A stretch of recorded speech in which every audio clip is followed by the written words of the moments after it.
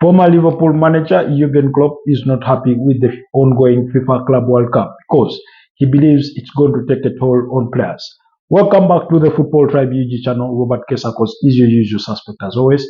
Welcome back to yet another episode on the Football Tribe UG channel. And tonight we are discussing Jurgen Klopp's comments in regards to the FIFA Club World Cup because he is one of the many people that have come to express their dissatisfaction with the tournament, not in the manner of organization or attendance or anything in that line, but because of what it means on the football calendar and on the number of games that players are going to play. And here were some of his comments. He said the Club World Cup is the worst idea ever implemented in football.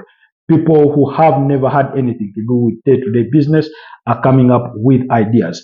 Perhaps not everyone has recognized the real problem yet, that next season players will suffer injuries they have never had before. If not this season, then it will happen at the World Cup or afterward.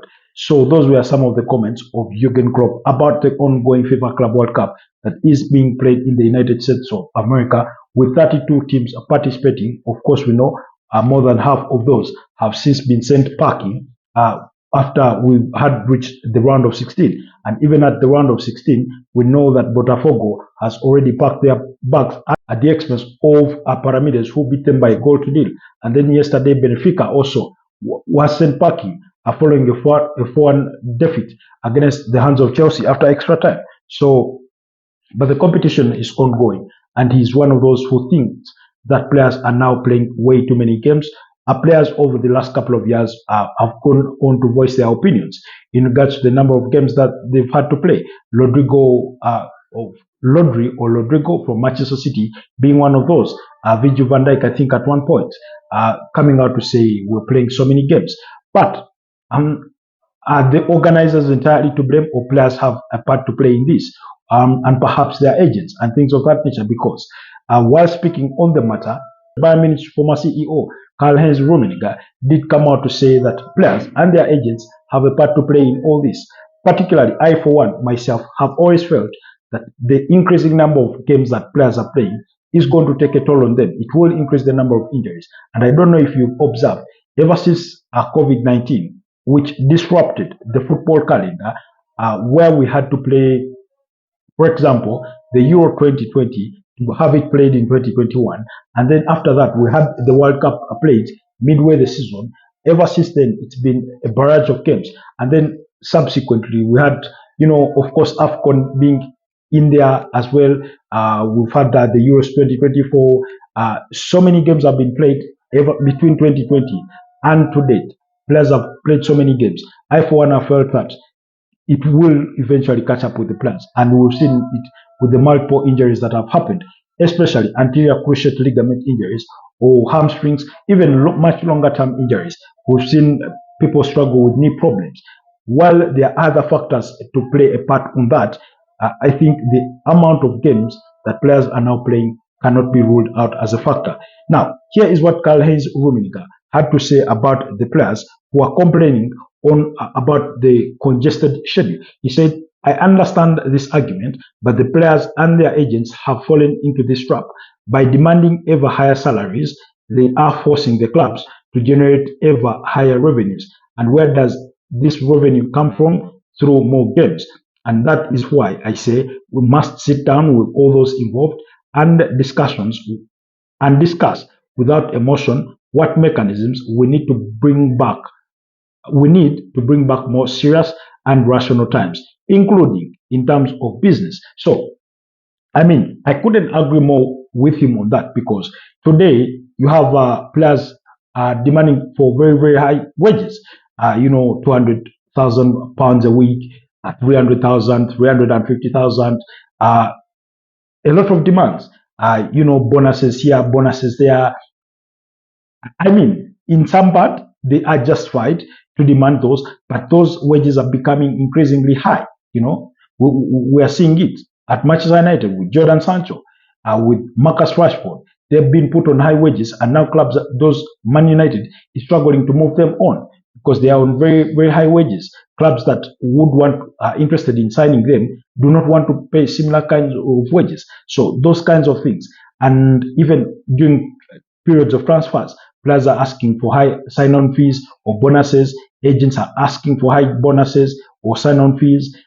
For example, I mean, this is a story we've had one too many times, that a deal was off-put because of certain demands by maybe the agents, because a particular club was unwilling to pay the agent fees that was in millions of dollars or millions of euros or pounds. So those kinds of things, and for clubs to try and cope with all those demands from the player sides and their agents and everything else that falls in line, they've had to, commit to playing more games, which generate hence more revenue to try and balance the books, to be able, for them to be able to be in position to play, to pay these players. Take the example today of Olympique Lyon, who have just been relegated due to their financial challenges in the French League One. If they had the opportunity to play at the FIFA Club World Cup, they would have grabbed it with open arms, because it would have meant more money coming in and potentially saving them from the, financial limbo that they are in. Of course, perhaps the situation could be a little exaggerated, but we all know that they have a debt of about 175 million pounds, which essentially is not the most high when it comes to football clubs and their operations. And I would want to believe that Barcelona have a higher debt than that Real Madrid have a higher debt than that, especially in the work of their stadium redevelopment, that cost more than €1 billion. We know the situation with Manchester United, with the kind of debt that they have, that they are servicing. So it's not unique to Lyon that they have debts, but when it comes to the direct correlation between more games played, more finances, I mean, that's where we are.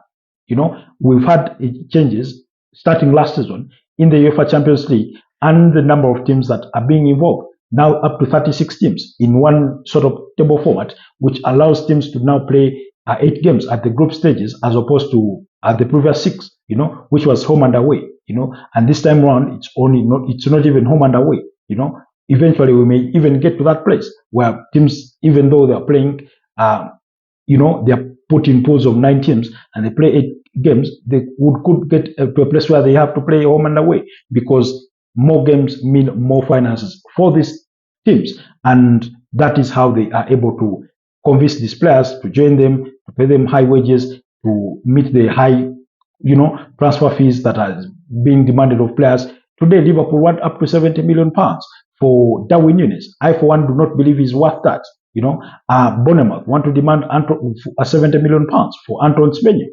I do not think he's worth that. But while my opinion notwithstanding, I mean, for clubs that are interested in getting these kinds of players, for them to be able to raise all that revenue, then they ought to play more games and maybe parties. You remember they plan to introduce the the European Super League, but that was sort of spearheaded by the likes of Real Madrid, Barcelona, putting in the likes of Arsenal, AC Milan, PSG, and all the other teams that had been invited to pay, to take part in it. What was the objective? To get more revenue, because they thought UEFA, under their competitions in the UEFA Champions League, Europa League, they were giving them less money, So again, the objective was for these clubs to generate more revenue. So I think that's my view on it. Do let me know what your thoughts are. Just leave your comments down in the comment section. Please like the video, click subscribe if you're new to the channel, and I'll see you next time. Stay blessed and have a wonderful start to the week. Bye-bye.